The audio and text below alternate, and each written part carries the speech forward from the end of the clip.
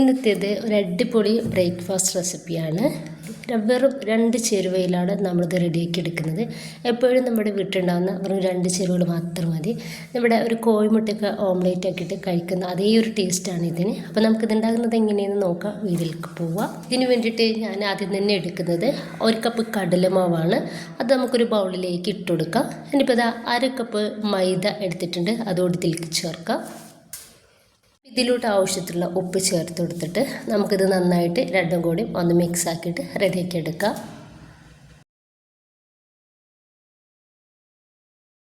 ഇപ്പം ഞാൻ 1 കപ്പ് സാധാ വെള്ളം എടുത്തിട്ടുണ്ട്. അപ്പോൾ ഇതിന്ന് കുറേശ്ശായിട്ട് ഒഴിച്ചെടുത്തിട്ട് ദോശയേക്കാൾ കുറച്ചുകൂടി തിക്കായിട്ടാണ് നമുക്കൊരു ബാറ്റർ വേണ്ടത്. ആ ഒരു രീതിയിൽ നമുക്കൊന്ന് റെഡിയാക്കി എടുക്കാം.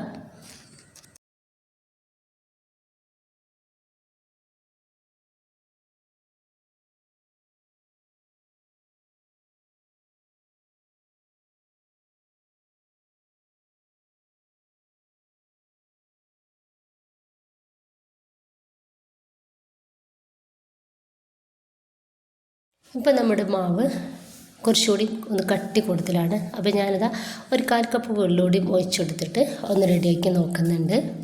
മൊത്തത്തിൽ എനിക്കിതിലോട്ടായിട്ടുള്ളത് 1/4 കപ്പ് വെള്ളമാണ്. ഈ ഒരു രീതിയിലാണ് നമുക്കൊരു ബാറ്റർ വേണ്ടത്. അതിൻ്റെ ശേഷം ചെറുതായിട്ട് ചൂടായിട്ടുള്ള ഒരു പാനിലേക്ക് നമുക്കിതാ കുറച്ച് എണ്ണ വെളിച്ചെണ്ണ എന്തെങ്കിലും ഒന്ന് തേച്ച് കൊടുക്കുക. ഞാനിപ്പോൾ വെളിച്ചെണ്ണയാണ് തേച്ചെടുക്കുന്നത്. എന്നിട്ട് അതിൽ നിന്ന് 1 കയ്യിൽ മാവ് എടുത്തിട്ട് നമുക്ക് ഒഴിച്ചു കൊടുക്കാം. എന്നിട്ട് നമുക്ക് ജസ്റ്റ് ഇതുപോലെ ഒന്ന് ചുറ്റിച്ച് കൊടുക്കുക. എന്നിട്ട് മീഡിയം ടു ലോ ഫ്ലെയിമിലിട്ടിട്ട് വേണം നമുക്കിതൊന്ന് റെഡിയാക്കി എടുക്കാൻ വേണ്ടിയിട്ട്. മേൽഭാഗം ചെറുതായിട്ട് സൈഡൊക്കെ ഒന്ന് ഡ്രൈ ആകുമ്പോൾ കുറച്ച് സവാള ചെറുതാക്കിയിട്ട് കട്ടാക്കിയതും കുറച്ച് മല്ലിയുടെ ഇല കൂടി ഞാനിതിൻ്റെ മേലേക്ക് ഇട്ട് കൊടുക്കുകയാണ്.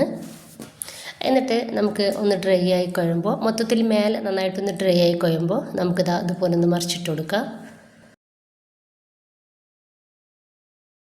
ഒരു 2-3 പ്രാവശ്യം നമുക്ക് ഒന്ന് തിരിച്ചും മറിച്ചും ഇട്ടെടുത്തിട്ട് റെഡിയാക്കി എടുക്കാവുന്നതാണ്.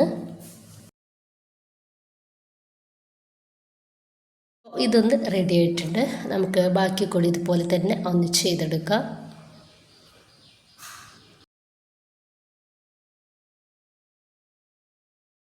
അപ്പോൾ ഇത്രയേ ഉള്ളൂ. വളരെ സിമ്പിളാണ് ഇത് ഉണ്ടാക്കിയെടുക്കാൻ വേണ്ടിയിട്ട്. ഒരു പ്രത്യേക ടേസ്റ്റാണ് കേട്ടോ ഇതിന്. അപ്പോൾ എല്ലാവരും ഉണ്ടാക്കി നോക്കുക. ഇഷ്ടമായിട്ടുണ്ടെങ്കിൽ നിങ്ങളുടെ എല്ലാ സപ്പോർട്ടും ഉണ്ടാവുക. ലൈക്ക് ചെയ്യാനും സബ്സ്ക്രൈബ് ചെയ്യാനും കമൻറ്റ് ചെയ്യാനും ഒന്നും മറന്നു പോകണ്ട. ഇൻഷാ അല്ലാഹ്. ഓക്കെ.